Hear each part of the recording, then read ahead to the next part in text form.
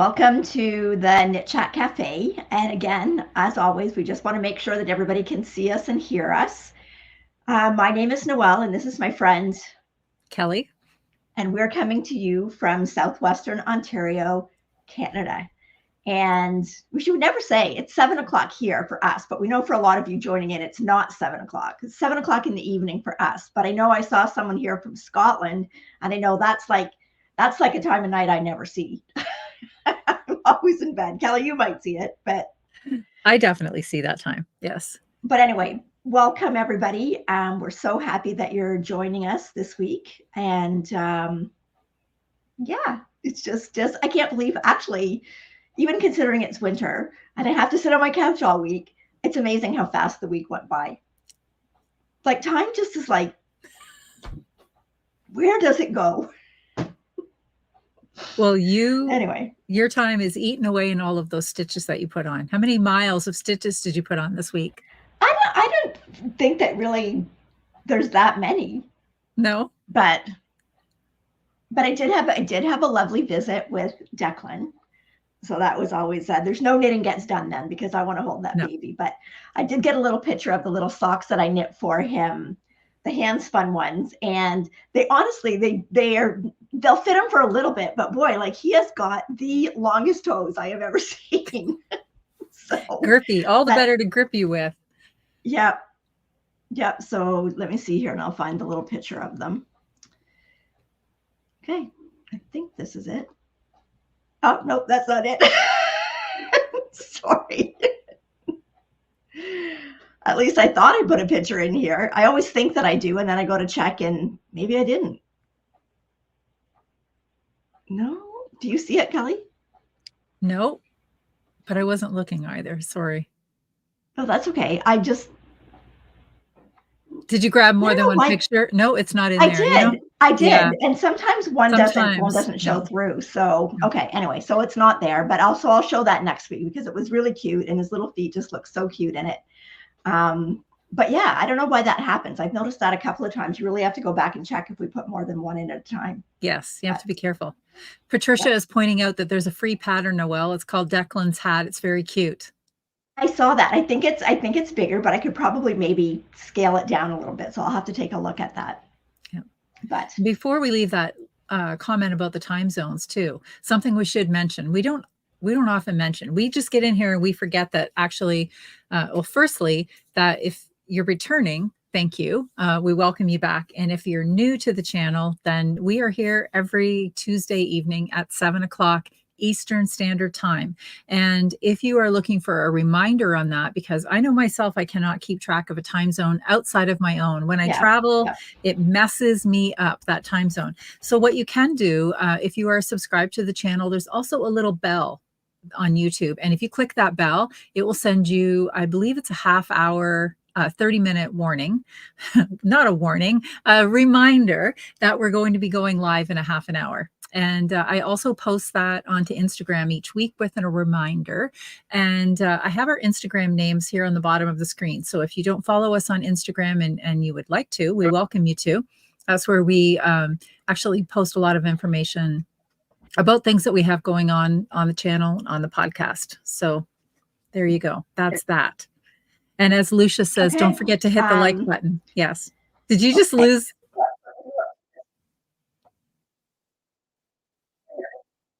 No. Okay, it's going to be a technical issue. I can see this.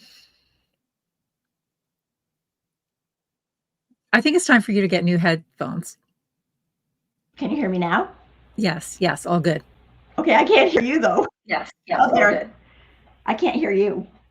Yes, but I can hear it as feedback. Okay, just a minute. It's not going through your headset. Sorry for this, friends.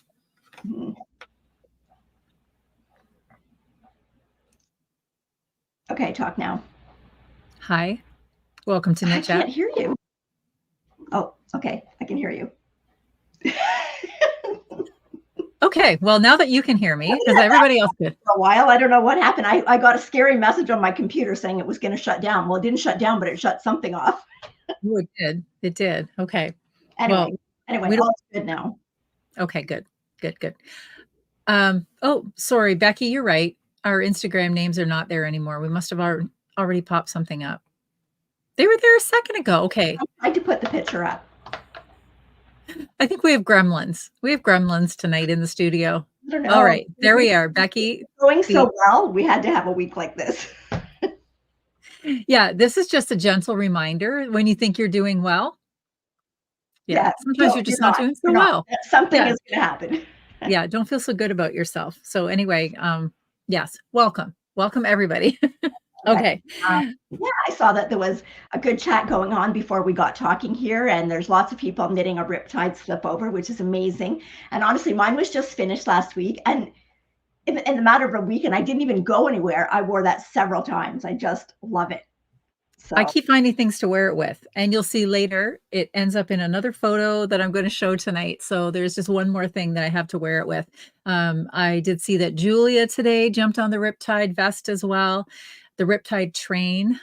We are charging along. I had a peek into Ravelry today. We have a group in there for our vest Makealong, and there are already, what did I say, 22 finished vests. You still have until March to get those vests or slipovers, because I figured out vests is a hard word to say. It slows me down. So we're just going to call them slipovers. Katie was in here first tonight to get the chat started. I love it when we see people in here early tailgating and chatting. She's working on a cardigan right now. I think it was called Caramel. And there's so many other people that have just popped in and chatting away. And we love to see that. Yeah. So, Isabel just finished her Riptide vest 30 minutes ago. Oh, gosh. Wow. Well, I hope you'll be wearing it tomorrow.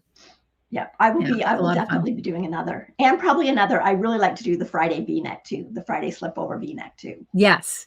I have to get my hands on some navy yarn. That's what I want to make that slip over in, is a navy slip over. I think that would go with a lot of things in my wardrobe as well. I mean, I could make it in another color and then just wait for navy, but navy is kind of what I sort of have my heart set on. So, and I have lots of other things that I'm working on anyway. So why don't we start out talking about what we are wearing? Because I've seen a few comments in there tonight. We're not actually matching tonight, but I feel like we're kind of like my shirt. I think it's kind of complementary. So we're not actually opposites, but maybe we're not matching tonight. No. Yes. So all right. Do you want to talk about yours first? Sure. I am wearing the Burmy Basic 18. This was a test knit that I did for Beth McDonald Stone. And Beth is coming out with, this is going to be like kind of like a go-to pattern for basically using any type of yarn. She is going to come out with all different gauges starting down at 12, going up to a 28. So if you're somewhere and you're at a yarn festival and you really see a yarn that you like, but you don't know what you're going to want to do with it, there will be a stitch gauge in this pattern that will match whatever you want to make. Now, I don't know the details as far as when it's going to come out, or I don't know like how it's going to be bundled, whether each size will be different or whether you can buy the whole set. I don't know that yet, but once I know that, I will certainly bring that information to the group.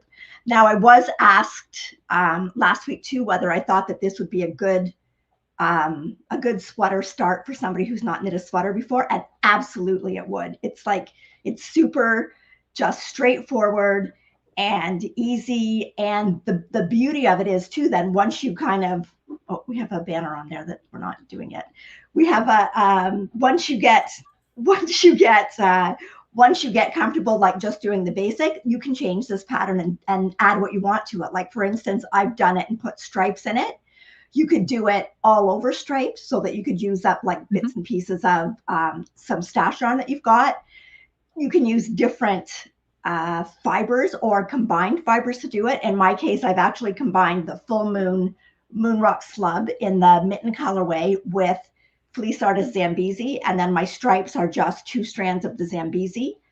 And yeah, so there's like endless possibilities. You could do a little bit of eyelet in around the yoke. You could put a little bit of texture into it, but you're basically going to follow the same numbers and the increases and the lengths and that type of thing. So it's going to be super versatile, and you'd be able to, like kind of adapt it to what you want. But definitely a very easy first sweater. And I mean, you can change how long do you want it? Do you want it cropped? Do you want a split hem? Do you want your sleeves long or short, or, you know, tapered or not tapered? So I think it's that perfect basic pattern. So, and then back to my yarns, I absolutely love the fabric that the slub yarn held with the mohair makes. I think it was a couple of years back, a lot of us were knitting the tassels in the sky. Yes. The shawl with the big tassels. Some of us still have one on needles somewhere. Well, this fabric is just, I think that I did mine on a 5. This is on a 4.5. So it's just a little bit more cohesive so that you're not seeing anything through it. So this fabric is super light, but you don't necessarily need to wear, because the mohair fills in and the slub fills in. You don't necessarily have to worry about wearing a camisole or something underneath it. So. And now that you've made that, so. I want it. I want one like that. I like your idea so much. And do you have the 2, don't get up, but do you have the 2 balls anywhere near you? No. Okay. No. Ross, if you can, Ross, darn it. He's so quick. He's so quick. If you can see the contrast between the 2, and like how the slub was a much brighter color, and then when you added the mohair, it just tones it down. Yeah. And not that it was not attractive in the color that it was, but I love the muted tones of your sweater, and I just want one now. I see lots of comments here that, so we're sorry if there's internet problems. It says I'm cutting in and out. It says buffering. So I don't know whether it's just internet problems tonight, but we'll just have to keep going and do the best that we can. Okay. Sorry. So. Yeah, a few people are saying that. Oh dear. Yeah. Okay. Well, hopefully it's not. Hopefully it will resolve itself. So, yeah. Also, I see Vanda's in here tonight from Florida joining in, and we miss you, Vanda. When are you coming home? It feels like you've been gone forever. Vanda is somebody that lives here in our, near us in Sarnia, or near Noelle in Sarnia. And we have a little group. We get together on Saturday mornings at a coffee shop or under the bridge in the summer. But Vanda is away vacationing for a long time. And it seems like you've been gone forever. So just wondering when you're back. Okay. And what am I wearing? So what are you wearing? I am wearing the Salty Air Tee by Samantha Guerin. And you have a photo of it here that I popped in. And I made this back in the summer, and I think I only wore it once or twice, and then just haven't really had an opportunity to wear it. And I was getting ready tonight, and I thought, I think I could wear that over a shirt. I've been kind of into doing that lately. Yeah, it looks good like that. Yeah. And I sort of like the way it feels. Just it kind of keeps you cozy around the shoulders. I knit this using linen quill. I think, yes, you gifted me this yarn, and it was originally meant to be half and half. Half and half. I could see the square in my head, the half and half triangle wrap, because it was paired with a really nice gray as well. But I'm not really sure that I have it in me to do that half and half wrap. And I like it, and I like the idea of having it. I don't want to knit it. Yeah. So I turned it into this, and I think I still have a full skein and a half of this color. So I don't know, maybe there's something in my future for it for sure to pair with the gray that it actually came with, but I do really like it. Now, some people have talked about the linen quill actually not being such a wonderful yarn to wear next to skin. And as you can see, I'm not wearing it next to skin, but I have worn it next to skin, and I didn't really feel like I was having any concerns with it. It was a fun sweater to knit because there's a little bit of a lace interest in the yoke, and then having short sleeves, of course, that's my jam for a sweater, because then I'm finished it a little bit quicker, and it's a crop as well. I had intended to wear it with some summer dresses, and this shirt actually is a longer shirt. So this will get me into a pair of jeans with a crop sweater as well when I have that longer shirt underneath it, that by Kelly's fashion rules, only according to Kelly, not according to anybody else. But I do. Well, isn't that sweater the sweater that Isabel was casting on when she started the whole alternating cable cast on craze? Yes, Isabel started the whole alternating cable cast on. We were at the mini meetup in Chicago And she was trying to cast this on in a very busy room that had a whole lot of like noise going on around her. And she just couldn't concentrate. And she said, you know what? This is a terrible cast on. It's really hard. I can't do it. And it's taking me forever, but she persevered and she got it done. So then I cast this sweater on after that. And I thought, you know what, if the alternating cable cast on is that finicky, I'm not having it. So I cast on using, I don't even know what, but definitely not the alternating cable cast on. I don't even know what I used, but I cast on. Probably a twisted long tail. Yeah, probably. I don't know if I can. That's what I used all the time until. Yeah, I think it is actually. It's probably a twisted. So anyway, but now it's easy. That's one of our favorite new cast-ons. Absolutely. It looks great. I love that color. I do too. It's kind of like it's a very mustardy color, but it's more, I'm trying to remember what the name of it is. Was it turmeric? Because I was just going to say, you know, it's a little bit more turmeric than it is mustard. It might have been turmeric. Yeah. It's kind of like the spicy color. And I do really like it for summer, but I thought it would be fun in the winter too. And I still have some that I just haven't even knit with yet. I have to get that out and knit with it. Like everything else, like all the rest of my stash, I have to get it out and knit with it. Yeah, absolutely. Okay. So we do have a few questions that we'll go into before we get into what we're working on. But last week we talked a little bit. We were talking about Haya and whether or not Haya, like what you got with it if you held it double. And it actually, if you go right to the site, Tracy pointed this out to me. If you go right to the site, it says right on it that if you hold 2 strands of Haya together, you should get a 20 stitch gauge. Okay. So now, again, can't remember whether they gave a needle size with that. I think they do, but obviously everybody's different. You have to do your own swatch. But to me, 20 stitches is about like a heavier DK weight. Like I think DK is about a 22 to a 20. So definitely if you hold 2 together, you're going to get a DK weight. So, but again, you always want to. I know oftentimes we don't, but we're not telling you not to do that. Like if you're not sure how a yarn's going to perform or how it's going to knit up, you really need to do that swatch, especially when you start combining. So that was one question. And then one other question was, if you didn't want to do like a tubular cast on or an alternating cable cast on, what is a good stretchy cast on for the top of the sock? And the only one that I could think of is, because it's what I do, is the German twisted cast on or Old Norwegian. I think they're the same thing. And that's basically what I use too. Yeah, I don't know if anybody else has any other ideas for something that gives you a nice stretchy cast on. But I usually do the alternating cable now, but before that I always did the Old Norwegian or the twisted German. Yes. So yeah.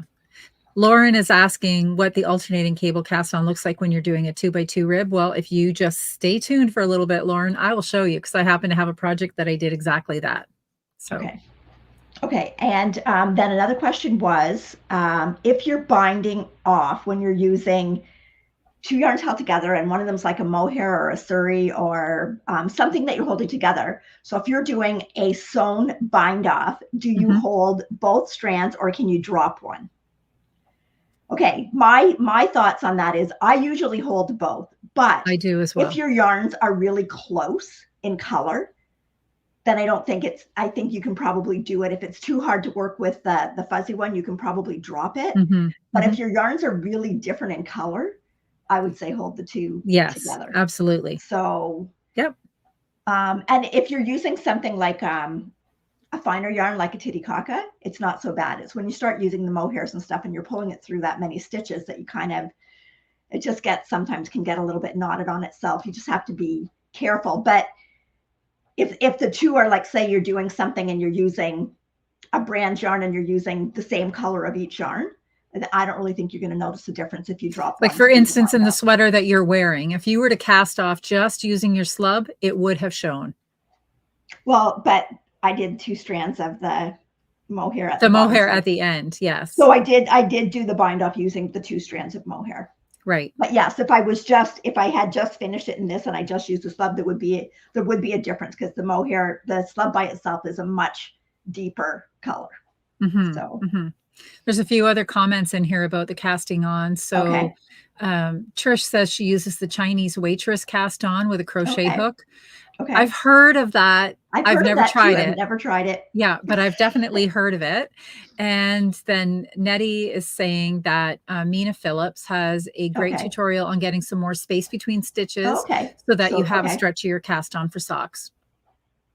Yeah. Okay, good. So I hope that helps. And someone sells Judy's Magic Tubular Cast On. I don't know if that's different than just a regular tubular cast on, but I think, I don't know. I'd have to look it up. It's different. It's kind of like even the alternating cable was new to us, and you just get stuck doing the same one that you're familiar with all the time. And then you forget about everything that you used to do. Yeah, exactly.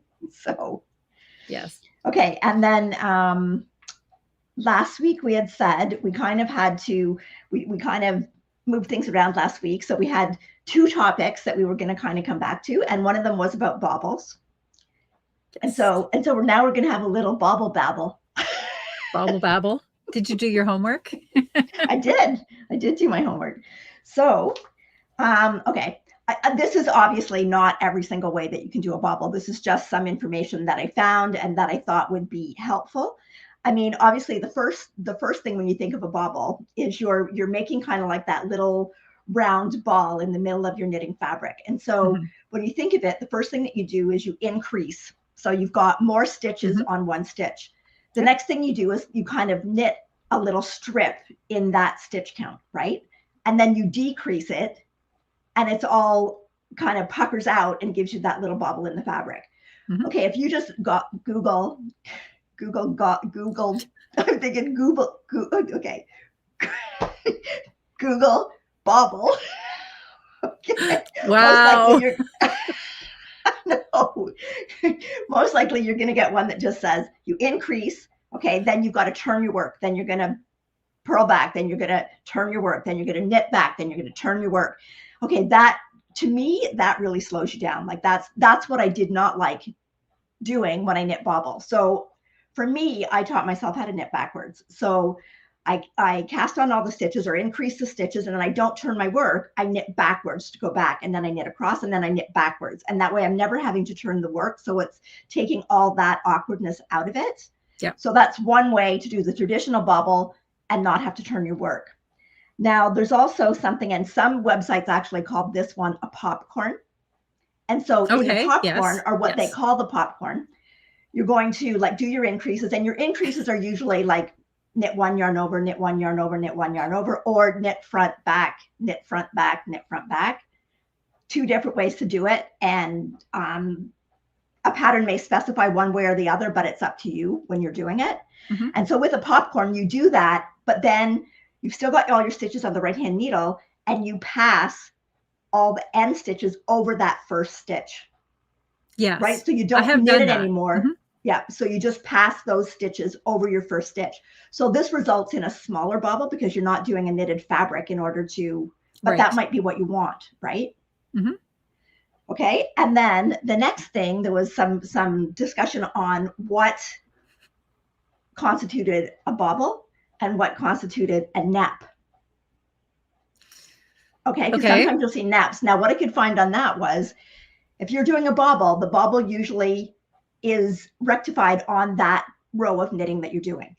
If you're doing a nap, it's usually you increase all those stitches and you don't join them all together until the next row, right? So you would do, like, let's say it was a 7-stitch nap.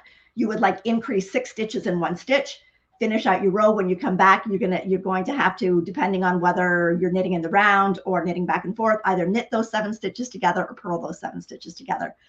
The tip for this was make sure when you are doing neps that you have a very pointy needle in order to do those multiple compound knit together or purl together. Yes. But that will give you kind of a flatter look, because then that amount is spread over 2 rows as opposed to just 1 row, like when you do your bauble. Okay. And then the other one that I found was, and I believe that Caitlin Hunter shows this method. No, not Caitlin Hunter. Someone that did it with a crochet hook. Oh, like they actually used a crochet hook to do the bauble. So you've got your stitch, you actually pull a loop through it so that you've got that stitch on the crochet hook, but then you kind of create that bauble on the crochet hook and end up putting the thread through it, you put it back on your needle, and then there was a couple of other steps in doing it. And that's fine. It resulted in a nice bobble, but to me, that's a lot of steps to have to like drop my knitting needles, get a crochet hook. Most likely I'm going to lose that crochet hook somewhere before the next row of bobbles. Absolutely. But you know, if that works for you and you like the look of that, that's another way to do it too. And I know, Kelly, you even do something different as well. Yes, I knit, I increase to the 5 stitches. And so then when you've knit them across to your right needle, you just pass them back. So it's a little bit slower, I guess, than you're knitting backwards, but this doesn't slow me down much at all because I can pretty much pass either all 5, depending on what weight of yarn I'm using, or 3 and a 2, right? Pass them back, and then you just knit them again. Pass them back, so then and then you've got the yarn coming around, right? The back then. Yes, but you don't see it because basically when you finish your bobble, it's going to be all sort of pulled up into that bobble. And that's what I used when I did a fingering weight sweater, my heartwarmer tee. That's how I did the bobbles. So. Right. And then another thing to say about bobbles too, like when you read a pattern, the pattern will probably tell you, you know, how many times to do the increase in that stitch that you're doing the bobble. If you want smaller bobbles, you can just do fewer stitches. Yes. If you want larger bobbles, you can do more stitches, right? So you can kind of control that. But, you know, most often it's the thicker yarn you're using, most likely you're using fewer stitches, and you might use a few more when you're using finer yarn. But again, it's a personal preference thing on how you want them to look. Yeah. So, okay. Yeah. The next topic that we had was what you could use as a substitute for a mohair yarn. Okay, so this is, again, there's no possible way we could tell you everything because there's lots of things that you could use. I guess the most important thing is that whatever you use, make sure that you do a gauge swatch because some of them don't necessarily give you the same tension as a mohair. So for instance, like the first thing that people think of is the Surrey silk blend. So the Surrey silk blend that we've seen for the past, I don't know, few years. I guess it was, I remember really looking for Surrey the year we went to Columbus. Yes, kind of like you were all over the Surrey. Yes. Yes, and it was hard to find. And the Surrey that came out then was most of it was packaged in a 50-gram hank that was 74% Surrey alpaca, 26% silk, and it had 300 meters in a 50-gram hank. So when you look at most mohair silks, they're usually more yardage than that. They're usually about like 400. 400 yards or meters in a 50-gram hank. So you might get a little bit thicker fabric with the Surrey. So you need to check that out. But lately I've seen that there's a lot of Surrey silks that are coming out in the same yardage for a 50-gram skein as the silk mohair. So I know that Jolynn had said they were getting something in like that. Now I haven't seen it yet. I would love to try it. Absolutely. But because then it would just be an interchangeable swap. Yes. And I had a quick look too, and on Etsy that I seen more of those where you were getting the 400 meters for your 50-gram skein. So I would think that would be a finer weight. So you would get a more comparable gauge as what you would get with your silk mohair. Okay. And then the next option is if you don't want the fuzz, but you want a little something with it and just that slight halo, like our go-to has been the Titicaca by Holst Yarn, which is 100% alpaca. It comes in a 50-gram skein, and it's got 400 meters in a 50-gram skein. Yes. And it now, feels similar great. to that, and it doesn't give, I think, it doesn't give as much loft as a mohair. You get just a little bit of a halo.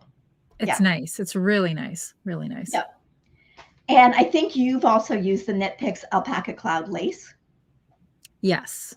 Yes, and you did. Similar. It's almost identical. It says it's 100% baby alpaca, and it has 50 grams and 400 meters. So it's basically almost identical to the Holst Yarn Titicaca. And you might... the colorway Oscar, Oscar is a perfect match for the Holst Slow. That's right there behind me. One of our favorite colors. And then another doesn't one have a pairing for. No, and then another one that's a nice yarn in sort of that respect would be the Rowan Fine Lace.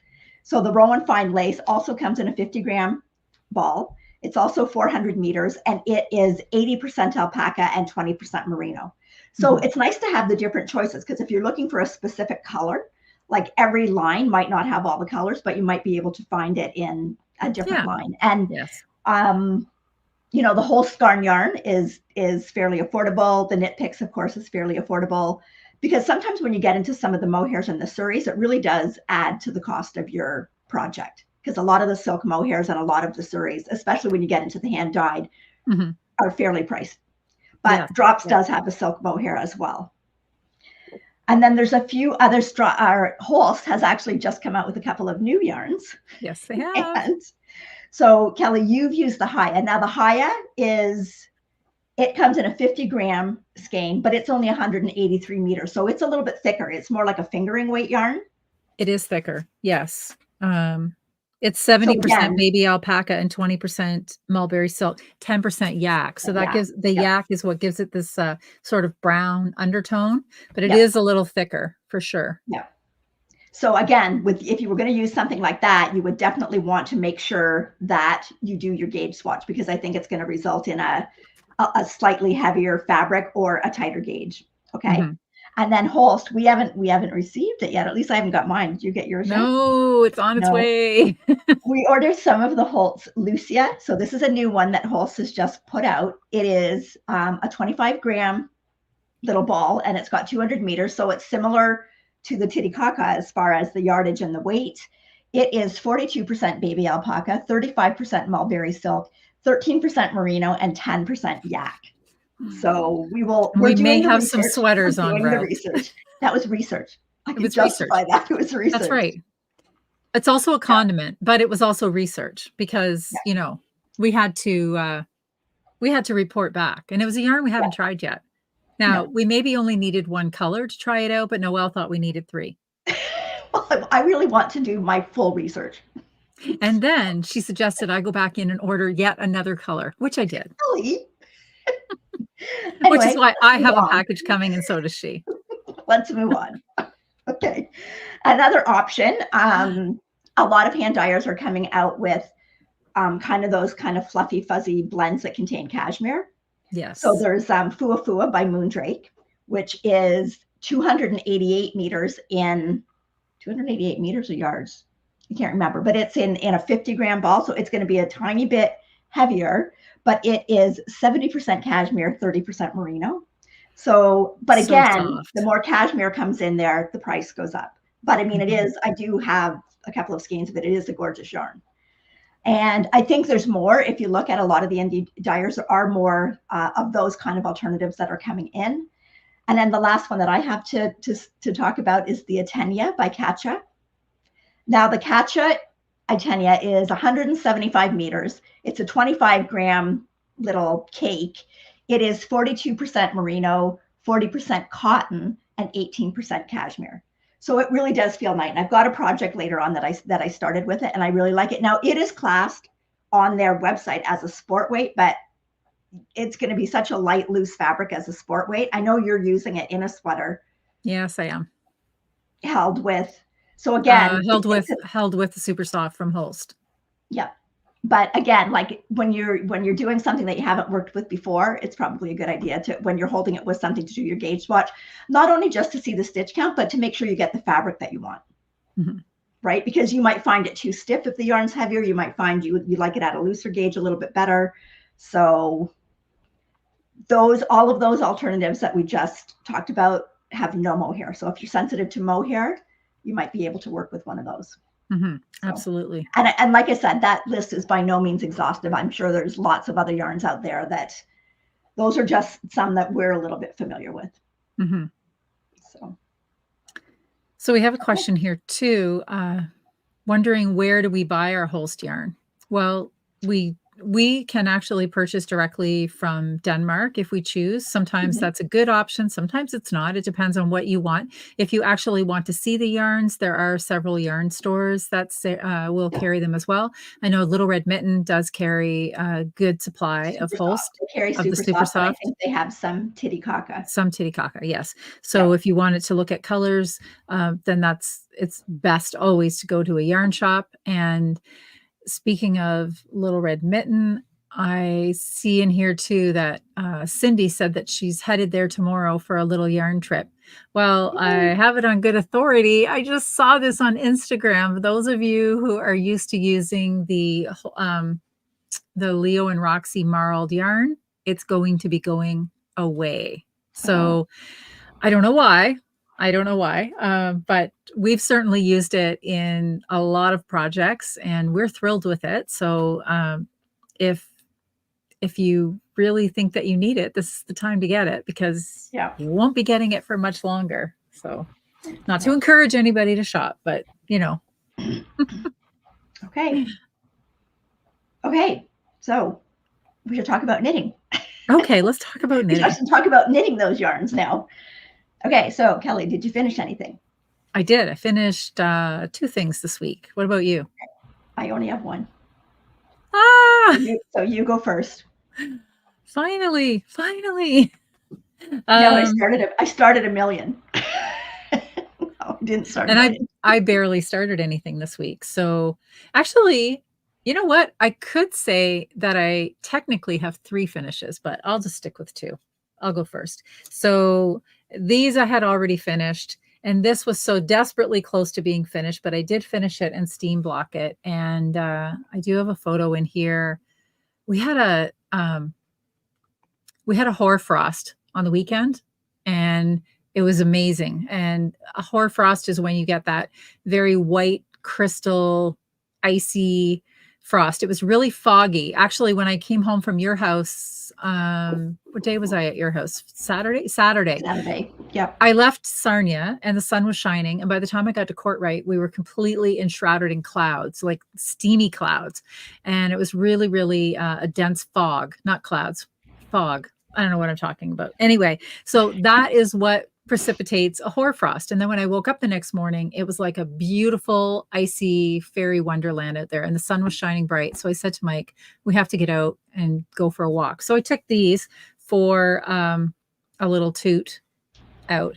I will say this is not a shawl to wear if you're just looking to stay really cozy warm. No, but it looks amazing though. It looks amazing on. Okay. I was so thrilled with the way this turned out. So this is Jennifer Shields Tolan's pattern, the Riptide 135, and it pairs very nicely with the Riptide mitts that she wrote as well.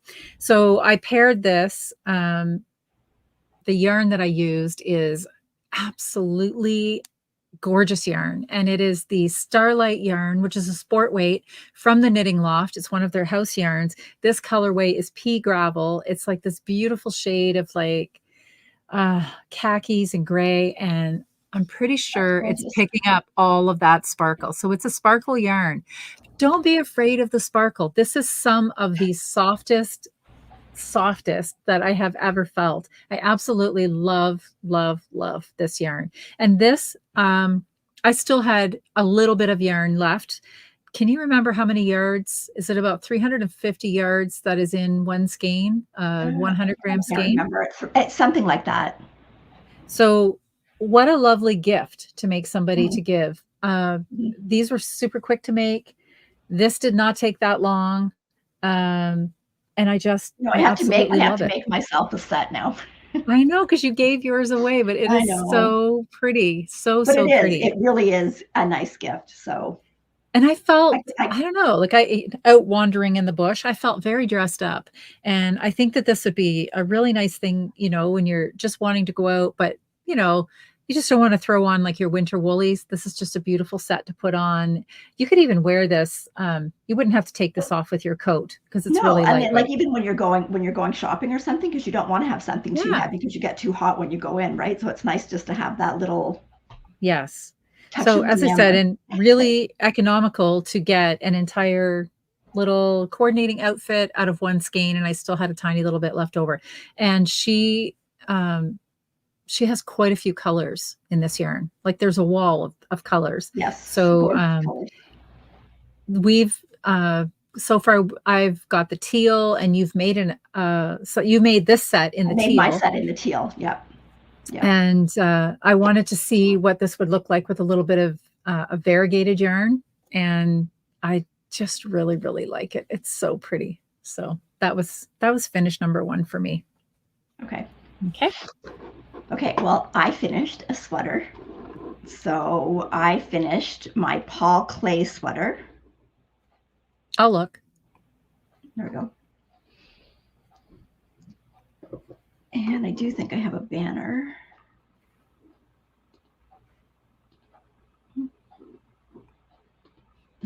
Okay. So this is the Paul Clay by Midori Hirose. And this is done in leftover yarn that I had from my Marie Wallen kit when I did the Primrose. So that is her British Breeds yarns. And I think, I can't remember how many colors were in it, but I had enough left of all of the colors just to put into this yoke. And I mean, I actually still even have a little bit of yarn left from the kit. And I mean, I knew because they had put it together in a kit and I knit the Primrose sweater, I knew all the colors went together. So I knew they should go okay together in the yoke. So I'm not sure if I have quite as many colors in my yoke as what's in the pattern, but that's the beauty of the pattern. You can kind of switch it out and put the colors where you want to put them. And the base of the sweater then is Rama Phenol Garn, and that's just their natural gray color. So then your colors at the top just get set up beautifully then by the natural gray. And I forget when I do the phenol, like I absolutely love it. Like I really, really like it. And it's blocked now. I can tell you that it softer. Doesn't look anything on screen as it does in person. In person, there's so much depth to that. And there's so much variation in the in the gray. Like it's just, it looks amazing. Anyways, I love that sweater. I'm not sure how much yarn is up in the yoke, but this whole yoke is done in different yarn, right? So you could use bits and pieces of stuff up in your yoke. And then the rest of the sweater, I think it took 4.3 skeins of the phenol, which comes in 50-gram skeins. Now I've worked with the phenol before, but at just a little bit denser gauge. So this is a little bit lighter, and I love the light and loose, and it really filled in once I blocked it, like a big difference once you block it. And yeah, I just really happy with that. Now this sweater has been on the needles for a while because I got the yoke done and I'm like, yeah, I love it. Now it's just plain stocking stitch. So it's so pretty. I'm happy to have it done. It's kind of like that everybody's talking about, that bougie sweatshirt. Yes. Like it's kind of like that feel and put it on, but it's perfect with your jeans. And it's just like that nice, cozy throw over sweater. And, you know, it would look good with like a shirt collar coming out the top or tails hanging down. And yeah, I think it's a great pattern. Like, and Midori Hirose, of course, is the pattern designer behind the ranunculus. So yes, I don't know. This again would be a perfect to use some bits and pieces of leftover yarn in, and I think it would be perfect for a kid's sweater too. And the sweater does go down. I think so too as well. Yeah. And for those of us that have lots of the whole super soft in lots of colors, this would also be a perfect project because you can probably cobble together a really beautiful palette without having to go out and buy a whole lot more yarn. Well, yeah. And you could even, I'm not sure if the super soft is a little bit fine, but once it's all in the yoke, it should be fine. But you could also use all your different colors of the super soft, hold one strand of plain, like ivory colored mohair with it. And you would get just such a subtle, beautiful. Yeah. Yes. Yeah. That would be gorgeous. And you're exactly right. She said that sweater reminds her of the new Boylan Knits sweater. And I'm trying to think what that sweater is called. I think it starts with an A, Akita or. I remember seeing it, but I can't remember the. Arwetta? No. Anyway, it does. When I saw that sweater, I was thinking, because you had picked yours back up, your Paul Clay sweater, and I was thinking of that when you were working on it. Yeah, but this is, and for somebody, for a first color work sweater, like this is relatively easy because there's just, if you look at the inside, it's just, there's no floats to catch. And it's all just, could even wear it like this almost. I know, it's exactly, It's all just 3 and 3, right? So you're just like 3 and 3 across. You're never holding more than 2 colors in a row. The only tricky part, it's not even tricky, but you just got to make sure that you keep your floats loose, like relatively loose across the back so that you're not pulling stuff in. But yeah, it would be a good first color work project because it's, you know, you really don't have too much to think about as far as where you're putting the colors. It's the same pattern, you just change colors every so many rows. So yeah. But yeah, so I'm glad that that's done. So yeah, feels good to get an older whip done. Carla, you're right. It's the Awilda that Caitlin has. And it's similar. Actually, it reminded me of that, but it also reminded me of another sweater I have languishing on needles, but the Roost. it's kind of similar. It doesn't have the purl bumps in it, but anyway. Okay. So then I have another project. Finished project number 2 is it's a quick and easy project because I cast it on last night and I finished it today. Oh, and it's a hat. And it's the I have got a banner. Hold on. It is called the Hipstamatic by Noriko Ho. And this is, oh, actually I threw a couple of, I do. I threw a couple of pictures in too. Okay, I got him. So this, and if you'll notice, yes, I found one more thing to wear my riptide vest with. It goes really well with this hat just because there's some pops of orange. I know, right? And I'm thinking, I'm telling you, that orange vest goes with absolutely everything. And that was not a mistake to make in that orange for sure. I keep pulling it out and wearing it again and again and again. So, anyway, this is yarn that was gifted to me, and it is the Plump Spin Cycle by Spin Cycle, and it is in the colorway Rosy Maple. And I used, this is what I have left. This teeny tiny. That's what I did mine. I think that's what, So, I mean, it is I knit it quite long. I just knit it all. And I figured I will just turn it up as much as I need to turn it up to get the depth of my hat. This, as I said, it's a very basic hat. But it's got a nice fat chunky rib on it. And then it was finished off with this absolutely glorious pom-pom. And I think the pom-pom makes the hat, because even when I was working on the hat, I'm like, you know what? It's a nice hat. I like the hat. I'm sure I'll wear it. But then when I put the pom on it today, it's a glorious pom. And it actually, I really like the hat. I love the hat now. And this is an absolutely beautiful pom-pom. And it is by, is it Love of Fur? Yes. Fur. And they come, well, actually, I have another one here that I can show you. So it comes with these really nice ties, which are super easy to put through the hat, because these ties, these ribbons, pop right into your darning needle, and you just slide it through the thick fabric of your hat, and then you can tie it. Now, this pom actually comes with its own little wooden button that you tie it with. This one didn't come with that, so I grabbed a button and I tied it through there. But it's great because then obviously you could just untie it when you want to wash the hat.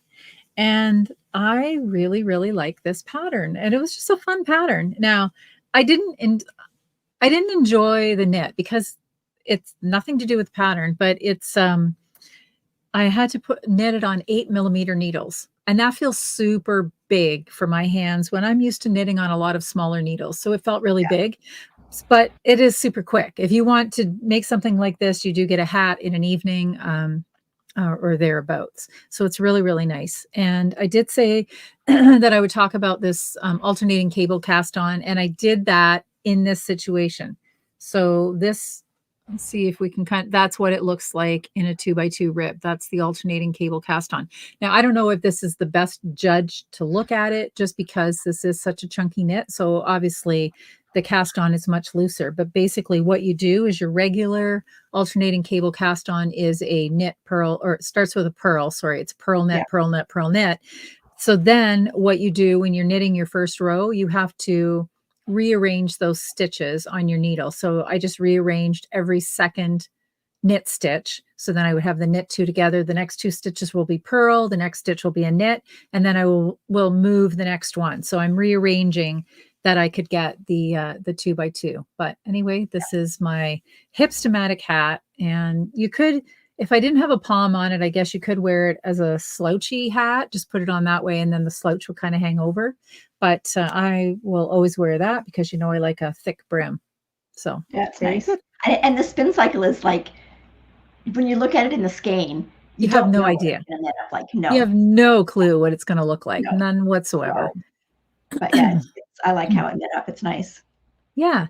And it was a very bold yarn. Like the yarn that you were gifted was very pale and soft and beautiful and pastel. And this was a very bold color, but honestly, I love, love, love, love. Yeah, it looks And good.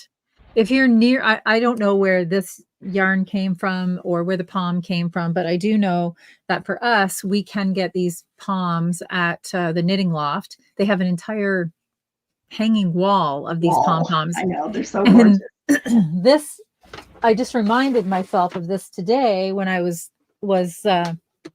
looking for it, because I bought this when I was in Toronto with you, and this is the Flet Bulky, and this is what I have planned to make a hat and this palm. So I need to get this on needles too. Winter's going to be over soon. I know, but even this winter, like I knit quite a few hats, but it hasn't been super cold. No, it hasn't, but I've been wearing hats like a mad woman, and well, I'm not going hats anywhere. are not what well, okay. So, the hats aren't something that I normally wear. Anyway. Okay, so then I have one more technical finish, because this is part and parcel of our Advent Along. And so what I have chosen to do for my Advent Along is a pair of Natalie's socks, which is called, and the pattern I'm doing this year is the Cozy Quilt socks. And here, I'll get the band. Oh, you got it. Okay. So, you know what I didn't bring in though is a picture of what the socks look like when they're finished. Okay. Darn it. It's okay. I'll do that next time. So I was, no word of a lie though, I was tardy. I was supposed to do this for January. So my idea is there are 5 bands of color work on the leg, 5 on the foot. And then with the cuff, the toe, and the contrast heel, I was going to spread that pair out and do this much in a month. I didn't get them cast on in January. So I cast them on February 1st. And this is what I did on February 1st, because I got so darn excited. It was hard to stop. It's so beautiful. So this is what I have done so far. I love it. I love these socks. So gorgeous. So I love the colors. Each one of these is to look like a little quilt block, and she has them, they're like a create your own adventure sock as well. You can do a whole row of a same motif, or she has them lined up the way that I've chosen to do them, and they kind of run in a, whoops, I can't go that way, in a diagonal. There we go. Yep. In a diagonal. Yeah, that was cool. You can do whatever you want to do with them, or you could actually use, how did she have it done? So that your background, no, I'm saying that wrong. Anyway, she had 3 or 4 options, or basically design your own. And these are by Natalie Sheldon, who is Remembrances Pottery. And I will show you the rest of my palette now. So I'm using all of Knit Pick Stroll again, because I enjoyed the color work so much on them when I did her Marion Bright socks last year. So this colorway is navy, and this is my background. It is navy. Yeah, that's my background color. And then what I've done so far is the this one is Wonderland Heather. It's a beautiful blue. And then I've also done Cork, a nice kind of camely brown. And then I guess I did step away from Stroll because I still have a teeny little bit of the Lion brand Sockies and Marshmallow, which is a discontinued colorway, but it is the perfect cream. And then the next color, and I know that this isn't a very high contrast, but I still think it's going to work. And this one is Dusk. So a little bit of a darker blue.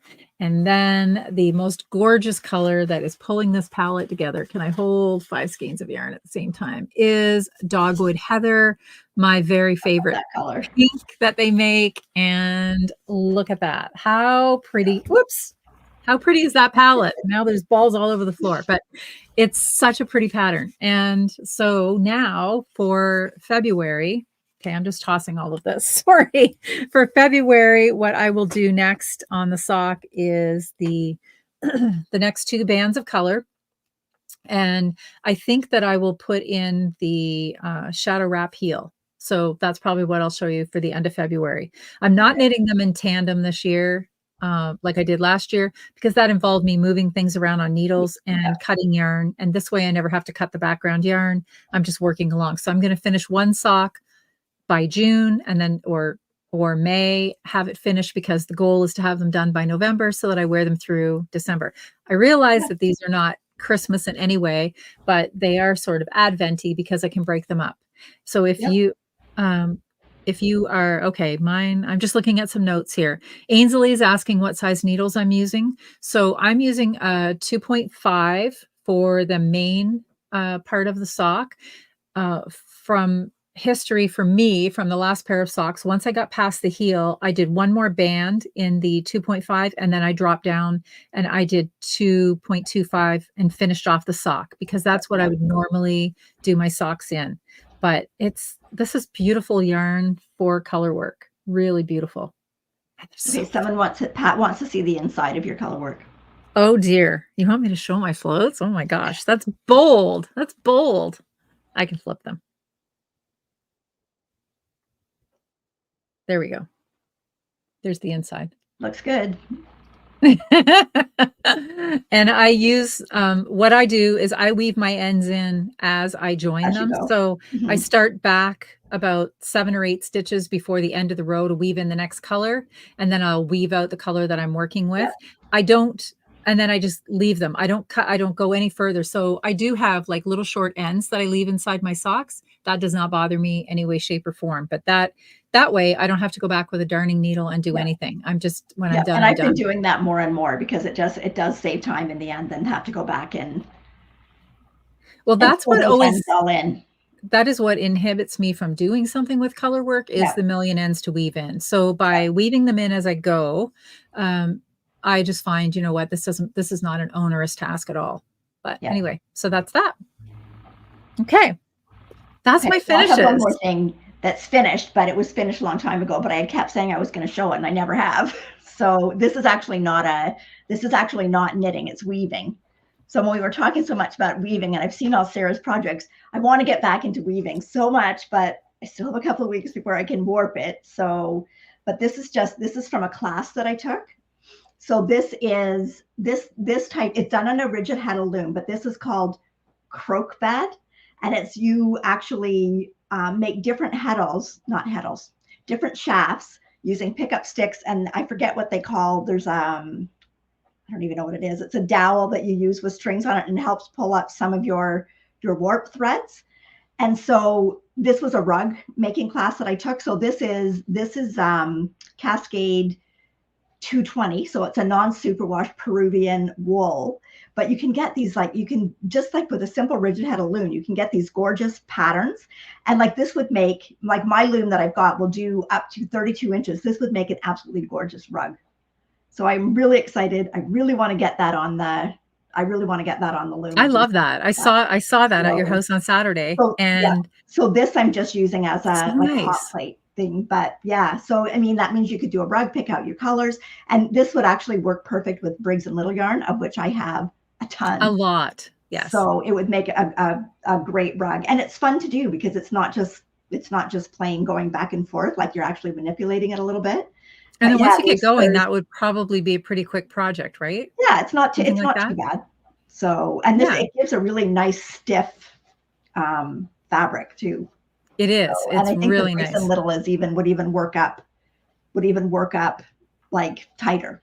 So, and an all wool rug. So, yeah. Anyway, so I love it. I love it. I want to get back to that. So that's the kind of thing I have an interest in. And as I showed last week, Sarah wove a blanket for me. Let's be fair, friends. But I got to experience the sort of getting it ready and doing a tiny bit of the weaving myself. And after having done that, I thought, wow, that blanket, it's big. It's a lot of work. But the smaller projects, I was very, very interested in, like the rugs that Sarah has in her house. Yep. And then when I saw that thing at your house on Saturday, I thought, okay, now that's something I could buy into. I seriously think I could do something like that. There's something that is really interesting to me in the pattern making. So, and today I watched. And even like this, you could do like a table runner, right? Or something to go over a dresser. Yes. And like when you do this, like the back just gives you a different pattern, but it looks almost as good as the front of it. I know. So I could be down for doing something like that. And I would love the idea of the table runners and things like that, because I always have one on my table upstairs. So very good. Okay. Okay. So, do you have any tips? Yes, I do. Okay, how many whips do you have? I only brought one down with me. So, I have 5. okay, well then I think you better get going. I think I did only Okay, bring I'll one. go Yeah, first. I did. I only brought one Okay, down. well, my Advent project is my socks, and I am making progress, although the first pair is not done yet, but the first sock of the first pair is done. So this is my Aragorn sock. This is the first of my Lord of the Ring themed socks for Christmas. So this one is for Ross. So I've got the first sock done. It's all twisted stitches and detailed, and it kind of like the foot opens up, like the pattern flows down into the foot of the sock. So even all this, even into the foot of the sock, is all twisted rib. It's got a different heel that I've not done before. Like I can't even explain it, but this was a free pattern. I don't even remember. It's kind of like a Fleagle heel, but kind of done in reverse. So anyways, it fits them. So that's good because I did not want to have to do that again. And I have started on the second one. And I'm going to say that I'm going to have this done by next week because I want this pair done. I'm going to say it's February and you're still on pair 1. I know, exactly. Not That's to why point these that have to out. be done by next week. These are the most intricate ones that I'm doing though. So anyway, so that one is on Plus, the go. he was away for a week and you needed him to try it on before you could move forward. So. Yes, I did. Because I wanted to make sure that it was going to be long enough because I haven't done that kind of a heel before. So he needed to try it on so that I could make sure that the foot was going to be the right length. Yeah. So I'll give you some grace on that one. So the thing about that is it's a 72 stitch sock. I used just over half the ball for the first sock. Yes. So I don't normally knit socks this long, but with this kind of a heel, I didn't really know like from here to here how much I was going to have. So I mean, it still is a good length on him. He likes it, but I had to find a supplier of this yarn and get another ball because I'm not going to have enough to do the second sock. And to the color match? Someone else is going to get. I don't know if it's the same color. I don't know about the dye lot, but it might only just have to be for the toe, so it won't be. I'll just kind of, if it's not exact, I'll just kind of weave it in at the end. But anyway, those will get done. Okay. So I'll show my next since I have more. Yes. But okay, so the next one is a project that I actually started twice. Okay, so this is the Distance Scarf by, and I know I put a picture of this in. There it is. Okay, so this is the Distance Scarf by Olga Putana, and she does have this in not just this weight. This is a fingering weight, but she also does have it in DK weight, I believe. Yes. Okay, so this is kind of just like a little, kind of like the same shape as a Sophie scarf, but it's kind of got a lot more detail in it. This is the fingering weight version. So I started it originally, and I started it in Hedgehog Fibers Merino Cashmere, which I actually really liked, but yeah, there's what I started it in on the right-hand side, or I don't know what side it is on your screen, but the pink one, but you can't see the pattern. Like I loved the feel of it. I love the yarn, but you can't see the pattern. And now on the other side is what I restarted it in. And what I restarted in is the Katja Atenia. And the color's kind of washed out there because it's kind of not a great picture, but that you can really see the design in it. And I thought, I'm not going to do that much work of all those cabling if you're not going to see it. It's not worth the time to do it. So here's, and hopefully this will show you the color better, but there's the start of that. And this is in the Atenia. So this is the Katja Atenia that I talked about before. They've classed it as a sport weight yarn, but really it's knitting up like a light fingering. And this is on a 3.5 millimeter needle. And I'm really liking how it's knitting up in this yarn. It's going to be so soft to wear on your neck. It just, and you'll get a scarf out of like one skein. So again, like a really nice thing to have. I have that color and I have that yarn. I was going to do it in something else, but I think the yarn I had set aside for that is not going to work. But I have that Atenia, and I think I have it in that color too. I really like it. And I was thinking when this is done, it will be gorgeous together. Yes, absolutely. Yes. So I'm Yeah, really like that. It's fun. And this yarn actually is easier to work with as far as not using a cable needle to do the cables than the merino cashmere, because the merino cashmere, just the stitches didn't hold and they were sliding through. This seems to have a little bit more grip and it was holding better to do it. So it was a little bit easier. Okay. Did you want to? Sarah said, I see an error in your cable. Where, Sarah, where? There is not. Maybe that's where I pulled the needle out on you the other day. Maybe I did. Okay, I'm gonna have to go back and look at that. Attempt number 3. Oh no! Oh no! Anyway, I don't know. I don't know if I'm gonna fix it. I might not, but I do see something that doesn't look the way it's supposed to look. Uh-oh. Anyway, we'll have to go back and look at that. That'll be. I think I started it in the pink 3 times, and now I've started it in that, and I'm probably gonna have to pull back. Maybe I need to rethink this project. Well, you know what I just realized when you were chatting about what you're making? When we did our admin, we completely forgot to announce the sock winners for the month. So yeah, we have to go back. Okay. We are just one difficulty tonight I'm after another. devastated because I have a mistake on my cable. I can't. You can't even think straight now, can you? No, I can't. Way to go, Sarah. And you know what? I'll never go back and not see it now. No, it's there. Kim said she saw it too. Yeah, it's there. Oh, goodness. So, okay. Oh, Fiona says she joined the chat earlier tonight, but her comments seem to have disappeared. Did something happen to the chat? No, chat's still going strong. Yeah. Fiona, I'm wondering if you just, sometimes if you have a keyboard, I know I've done that. If I've been in a live chat, if I hit the keyboard, sometimes it pops down and disappears. Just try to push a few buttons and see if you can get it back. It's definitely still active. That's how we knew that Noelle has an error in that. I know. That's it. I can't go to bed tonight till I fix that. Oh boy. So I'm still working on my Deep Dean test. And yes, I know that the pattern went live, but I'm getting there, friends. I don't know why. I really love the sweater, so I don't know why I'm not like actively working on it. But this is the Deep Dean pullover by Beth McDonald Stone. I am onto sleeves. I am onto sleeves. So this should not be taking me this much longer now. And I'm also on my final skein of yarn. So here's hoping that I get 2 sleeves out of one skein. Otherwise, I think you should get. I think so too. Yeah, I think so too. But I just want to say how much I love this sweater. And I know that you've knit this one too, but this is absolutely a joy to knit. I did knit mine longer than the pattern. I actually, I have a hair or a fiber that won't go. It's stuck in lip balm now. Anyway, I am knitting this in the Estelle Yarns Eco DK, which is a very lightly tweeded yarn. And I really, really like it.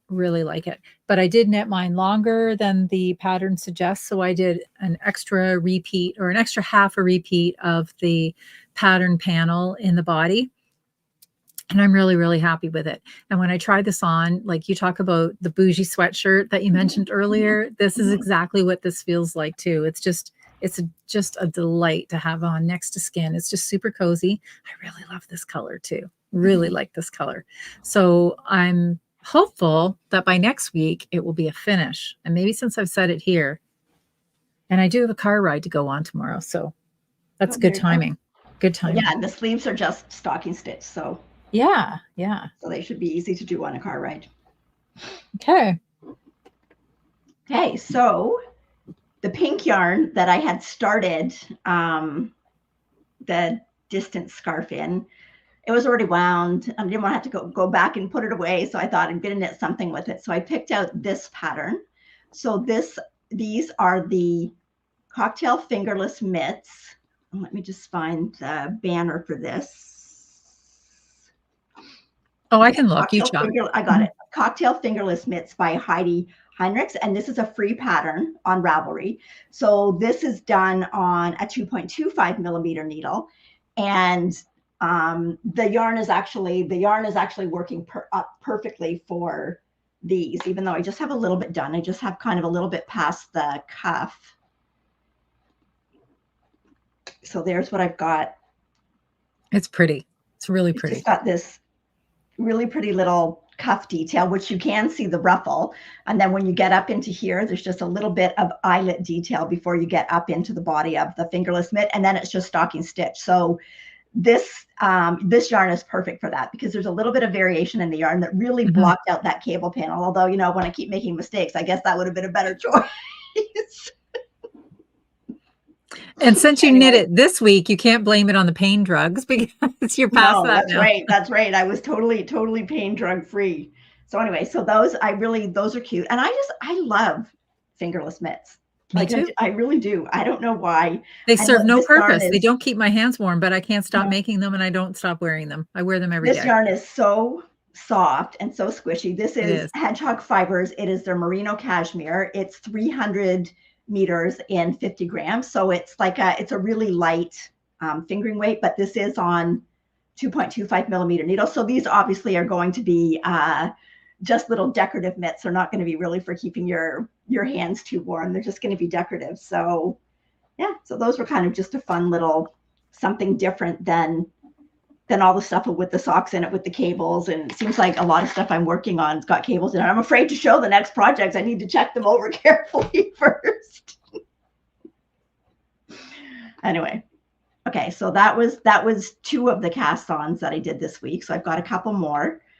Okay. I just wanted to cast on everything this week. Like you were feeling restless, I think. I was. Okay, so my next cast on, where is it here, is a vest. So this is the Rockhound vest by, who is it by? The Rockhound Val by Wool and Pine. Okay, so this is, I just got to find a picture of it. I'll look. It's okay. You keep talking. Okay, I know there's a picture in there. So anyways, this is the Rockhound vest by Wool and Pine. And I am doing it in yarn that we got at Knit City, Montreal last year. So this yarn beautiful yarn. It is. It's gorgeous yarn. This is Sponty, and this is their Magnolia 3 line. So this yarn is, where's the composition of it? It is 85% wool and 15% baby yak. And you could, like the yak, you can really see, and I didn't even realize, but it's almost the color of the vest that she's wearing in the picture. Yeah, I just noticed that too. Yeah. So here's it's a V-neck vest. So I've got it done. I've got the body joined. And there's my cable panel going down the back of it. So the cable panel goes all the way down the back. At the front, you kind of have a little bit down the 2 sides, and then you join in the middle for your V and then work down. So this yarn was giving me stitch gauge. It was giving me stitch gauge in the stockingette portion, but it just didn't seem wide enough to me. So I don't know, like, if the stitch gauge changed a lot for me in the cable section. So what I did was I just cast a few more stitches on under the arms, right? Because it's a vest, so it doesn't matter if you know, you've got a little bit more that you've cast on here. It just makes your armhole a little bit deeper or a little bit wider, and you can adjust that through your rib when you do your rib. So I cast on a few more stitches. I was also not getting row gauge. My row gauge was a little short. So when it got to the V, you were supposed to join everything when you got to this point of the V. But what I did is I knit a few more rows plain on both the back and the front. I think I did another 4 or 5 rows on the back and the front. And then I joined it after that so that I would get a little bit more length out of the depth from here down to the arm. So now that it's joined, it's basically just knit down the length of it that I want, and then pick up for the arms and for the neckband and the V. So I really like that. I'm really looking forward to having another vest, because the vests that I've done this year, I've had them on quite a bit. But this yarn just feels absolutely amazing to knit with. Like it's a sport weight yarn. It was at, what was it? Was it called Lulu Bees that we got it at? Lulu Bee. We did a little interview with yes. that. Yes. I did look, and she is going to be at Knit City, Toronto. Yes. But I had a look, and it comes in absolutely gorgeous colors, and you just get that little bit of muted, I don't know, not even muted, but the depth of color because of the dark color of the yak when they dye it. And it's that brown undertone, right? It's just, yeah, Like, so it just looks extra warm and cozy. Yeah. But she had lots of colors in this, and I could definitely see getting enough to do a whole sweater in this. I just really like the feel of it. So that might be something that I'm looking for at Knit City, Toronto. So yes, which is going to be here so quick. So quick. I know. Okay, and then my my last whip that I cast on. Okay, so this is, and it's just on a small needle here, so it's kind of hard to see, but this is the Bluebell. It is the Bluebell sweater by, or in that, and I don't know if I can say that, black, I mean, I can't even say Babble Google, so, or Bobble Google. So obviously I can't say whatever that is in that language, but it's by Venka Rold, and Venka Rold is the one who did the Wolfreda sweater.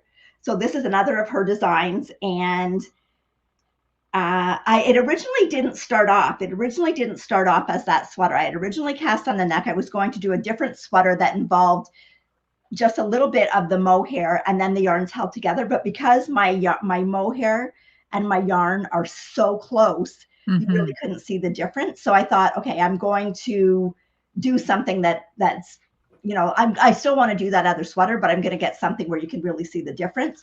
But so then I thought, I looked on my Ravelry favorites, and I thought, okay, I must have something that's in that gauge, because I didn't want to rip back everything. I wanted to leave the neckband and everything else that I got in it. So I found this, and it's actually working up perfect. But there's kind of an idea of what the pattern kind of looks like. And the two yarns that I'm using, this is Odd Cat. I believe I got this at Woolstock. It was either Woolstock. Yeah, I think it had to be Woolstock. And this one is just, it says Odd One, so it's something that they've tried, but it is a lace weight yarn, and it is 35% alpaca, 55% tencel, and 10% nylon. And it's 840 yards and 100 gram skein. And then my mohair, which you'd think it would be dyed by the same place, but it's not. It wasn't even bought in the same province. This mohair is the Heidi's by hand that I got out in Nova Scotia in Mahone Bay at, I think it's London Wool, and it's Heidi Wolfret Studios, and she dyes her own yarn there. She calls this Blink, but it's just this really pretty. It's got purples. You can't see it all, but it's got like, it's just got different shades of purple, and then there's a little bit of taupey and gray in it, and combined, it just makes the most beautiful fabric. Like I'm excited about this being done. I'm actually excited about getting the yoke done, because then this will become my stockinette project. Yes, because obviously I need a break once in a while. So, but anyway, I'm loving how the fabric feels together. It's about a 20 stitch gauge, and yeah, I'm really, really happy with it. I love how the two yarns feel together, and the tencel has absolutely no stretch, but when you put the two together, and on this does magically, yep. And both the yarns, like, you can't see it so much on here, but both the yarns have an absolutely beautiful sheen to them. And this sweater is like basically going to weigh nothing, because it's only going to take one of these and probably two of the mohair. So it'll be like a 200 gram sweater. So that was my so pretty latest cast on. So, okay. I'm laughing at Haley. She said she has no self-control. She's eaten nearly a whole layer of those Danish butter cookies. Oh. Those are the worst. They're so good. You can't eat just one. And you just keep saying, oh, they're only little, you just keep munching away. So, okay. Are we? Oh, yes. Done? We have to go back to our sock yarn prizes. Yes. So I think what we will do, I will pull this up here. Let's talk about our make-alongs that we have going on in Ravelry. And then we will go right into the winners of this month's sock along. Okay, so we'll talk about the vest or the slip over make-along first. It runs from January 1st to March 31st. You can knit or crochet any vest pattern that you would like. And there is both a chatter thread and a finished object thread in Ravelry, and we will draw for prizes for that at the end of March. Okay, and then our Advent along, this basically is ongoing all year long. And so what we want to do here is give you an opportunity to knit some of your projects that you would normally knit in December, but spread them out over the year so that it's much more enjoyable. So you can split your project into 12 parts. It could be like what I'm doing, where you're doing a pair of socks a month, or what Kelly's doing. You've broken down a pair of socks into different time frames so that you complete them over the course of the year. So what we are going to do each quarter, we will draw a prize from the chatter thread. So even if we don't have a finished object thread until December, show us what you're making in the chatter thread. And to win a prize at the end of each quarter, you don't even have to be done. You just need to show us what you're doing and your progress. And then at the end of the year, we will have a grand prize. Yes. There are some great projects in there too. I was in there poking around today when I was choosing the winners for the socks. Somebody's doing trees. Some people are doing gnomes. Some people are doing a pair of socks a month. I mean, goodness, there's a whole lot of inspiration. It's not too late to join. So if you think, okay, it's February, I've already missed out. No. That's no worries. Just jump in anytime you like and work on something, over the next 12 months and get yourself to December to a finished project, and it counts. It's pretty easy. Yeah. Okay. And then that brings us to our sock along that we have some prizes for. So the rules for the sock along are knit a sock and enter them. That's our pair of socks, and enter them into the sock along. And we, every month at the end of the month, we draw for 2 prizes. One is a pattern prize, which is generously donated by our friend Natalie of Remembrances Pottery. She has some fantastic patterns in her shop, and you get to choose whichever one you like to do. And then the second prize is a yarn prize, and we generally do a sock yarn each month for that as well. And then we will, every time that we draw at the end of the month, we draw all the way back to the January the 1st. So just as a for instance, there were, to the end of January, there were 294 entries already in the socks. I know, that's amazing. So that's going to go over our 3,000 for sure if you keep knitting along at that pace. That's keep knitting. Yes, don't stop knitting. And so then, okay, so as I mentioned, the first one that we draw is for the pattern. And I have a slide for the pattern winner. And the winner is Joan, who is Joe Mather on Ravelry. And that was random number 133. And look at those socks. I think I have that colorway. Is that an opal colorway? Yeah, it's very pretty. And an all over rib. It's going to fit great. They're super cozy. It's a German yarn, I think. And anyway, so that is the pattern winner. So we'll let you know how to reach out to us in just a second. And then we have a yarn winner. And I'll show you the winner first, and then I'll show you the yarn that you've won. So the yarn winner is Kim, who is Knit Hansen on Ravelry. And she knit the Salt and... Well, I think the book is called Salt and Timber. I'm not sure what the pattern of the socks is, but she was random number 105. And I think that is... I think I have that yarn. It looks like it has that color. Yes, I think so too. Yeah. So, okay. So I will show you now what you've won for yarn. And this is a beautiful sock set duo by Rose Hill Yarns. And I thought this was a really pretty color to start the year out. It kind of gives me that, icy January, February morning vibes. And I'm really, really liking it. It's got some speckle in there. This would make a beautiful, beautiful pair of socks. So Noelle's got the email address up there, knitsandpiecespodcast@gmail.com. The lucky winners, send us an email to that, and we will let you know how to get a hold of your prizes. If you won the sock prize, we need your full name and your mailing address. And for the pattern prize, you can just email me, and I will send you a code for choosing the pattern that you like. So, okay. So, we're running pretty far behind here tonight, but I still have, I have a couple of things that I got this week. If anybody is still wanting to hang out and see, did you get anything? I did not. Okay. Well, mine are not, I didn't even get yarn this week.